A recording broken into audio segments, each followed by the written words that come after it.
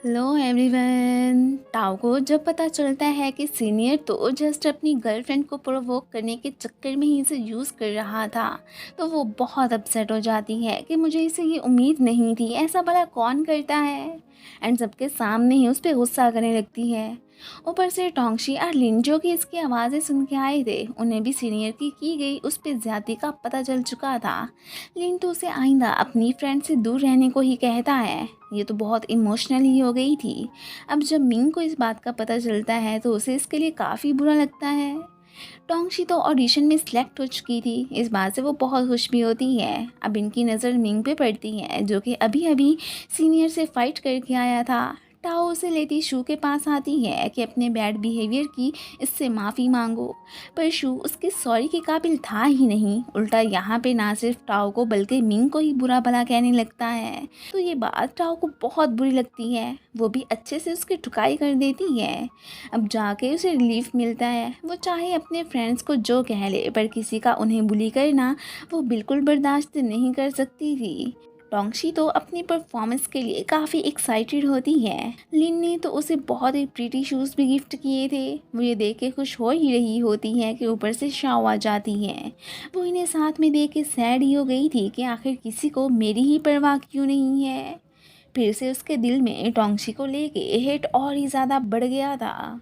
Tau और Ming टोंगशी को cheer up करने सबसे पहले ही पहुंच जाते हैं। अंदर से उसे नर्वस देख के लिन फिर उसे तसल्लियाँ देने लगता है। डैड भी यहीं पर ही आ चुके थे एंड वो शाओ को टोंगशी को जाके अपने आने का बताने के लिए कहते हैं। ये पहले ही उससे जली खड़ी थी, सो उसे ज़बरदस्ती अपना बनाया पॉलिश खाने को कहती है। तभी अचानक वो तो फिर उसके शूज़ पे ही गिरा बैठी थी। इस बात से टोंगशी अपसेट कि अब मैं क्या करूँगी, क्या पहन के स्टेज पे जाऊँगी, कुछ गड़बड़ी हुई तो मॉम मुझसे नाराज़ ही हो जाएंगी। एक इमरजेंसी कॉल आने पे डैड तो वहाँ से चले गए थे। टोंगशी अब लिन के दिए शूज़ ही पहन के जाती है, पर वो अंदर से काफ़ी हार्ड थे, इसलिए उसे परफॉर्म करने में बड़ी मुश्किल होती है। एंड पे तो वो तो गिर के अपने पाँव पे मोची लगवा बैठती है, फिर भी हार नहीं मानती और शूज़ उतार के ही अपना बेस्ट देती है। ये सब करने से उसके पाँव तो और ही ज़्यादा ज़ख्मी हो जाते हैं।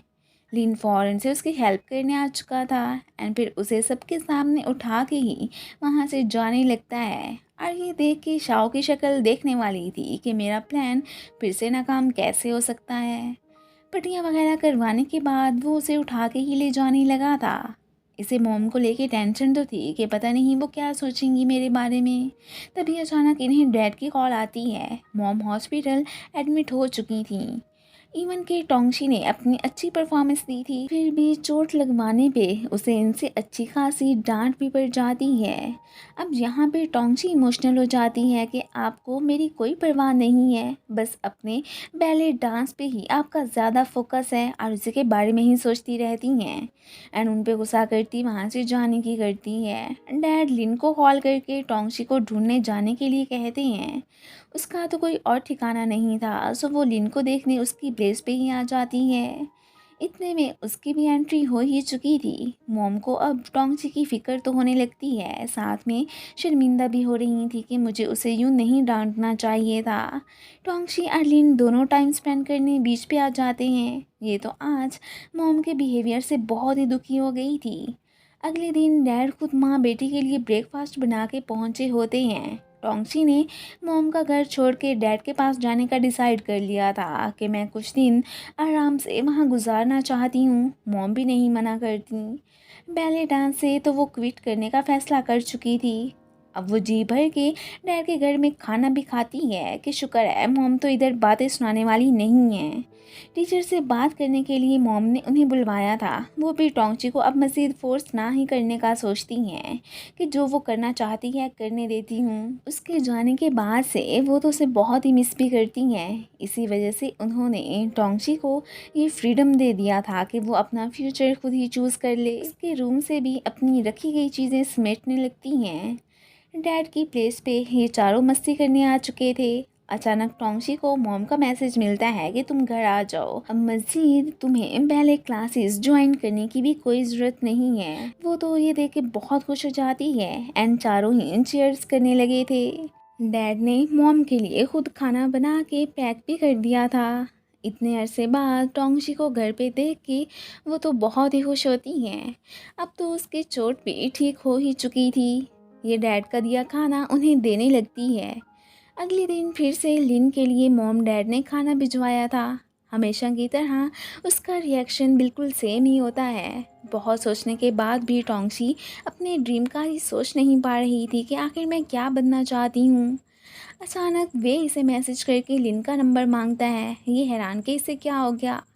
कैफ़े में टोंगशी एक शाओबे नामी पर्सन की पोस्ट्स वगैरह देखने लगती है, जिसमें चिंग ही को इमिटेट करने के लिए ही उसने ड्राइंग्स बना के सोशल मीडिया पे डाली थी। अब लिन को भी वे की कॉल आ जाती है, जो मिलने के लिए इसे सिटी बुलाता है। ये हैरान कि क्या बात हो सकती है। बाद में मिंग अपनी क्लासमेट का फ़ोन छीनते जब थीफ को देखता है तो उसकी हेल्प करने लगता है। तब वो इतना ज़्यादा कूल लग रहा था कि पिंग को तो इससे फर्स्ट साइट लव ही हो जाता है। लिन ने अपने साथ टोंगची को सिटी चलने को कहा था। वे के कहने पे ही वो एक बच्चे को हॉस्पिटल देखने आ गया होता है, और ये कोई और नहीं बल्कि वही शाओ बे था, जो कि इसको इमिटेट करने के लिए ड्राइंग्स बना के पोस्ट किया करता था। एक्चुअली में ये इसका बहुत बड़ा फ़ैन होता है। ये यहाँ पे टोंगची को खुद को कुछ सिखाने के लिए भी कहता है। वो तो इसे बैले डांस ही सिखाने लगती है। मिंग को देखने पिंग अपनी फ्रेंड के साथ उसकी प्लेस पे आ चुकी थी। अब यहाँ पे टाओ भी होती है। ये देख के वो बहुत जेलस फील करने लगती है कि ये उसके पीछे आखिर क्यों पड़ गई है। टोंगशी परेशान कि मैं शाओ बे को कुछ और भी तो सिखा सकती थी, फिर बैले डांस का क्यों ख्याल आया। इन्हें घर जाते टाइम बहुत लेट हो चुकी होती है। वो लिन के शोल्डर पे ही सो गई थी एंड उठते ही सरप्राइज हो के वहाँ से जाने की करती है। मॉम और टोंगशी की अब काफ़ी अंडरस्टैंडिंग हो चुकी थी। इस बात से वो बहुत खुश होती है। अगले दिन लिन इसके लिए लाइन में लग के खाना लाता है, तो ये देख के अब ये स्माइल ही करने लगती है। टीचर ने कम्युनिटी डे का सबको बता दिया था, जो कि स्पेशल पुअर स्टूडेंट्स के लिए ही अरेंज किया जाता है। सर तो क्लास में पुअर बच्चों को अलाउंस एप्लीकेशन फॉर्म ऑफिस से ले जाने का भी कह देते हैं। इन चारों ने कम्युनिटी डे वाले दिन बाकी बच्चों के साथ मिलके बीच पे जाने का डिसाइड कर लिया था। डैड ने शाओ को वो फॉर्म ऑफिस से लाने का कह दिया होता है कि चलो इस तरह हमें कुछ मनी तो मिल जाएगी, पर उसका कोई इरादा नहीं था। लेकिन फिर भी क्या कर सकती थी। उसे वो ले जाते हुए गलती से लिन भी देख लेता है। वो तो ऑलरेडी ही शाओ के घर के हालात से वाकिफ़ था। साथ में टोंगची भी ने देख ही लेती है। वो इस बारे में लिन से पूछने लगती है, पर वो आगे से कुछ नहीं बताता।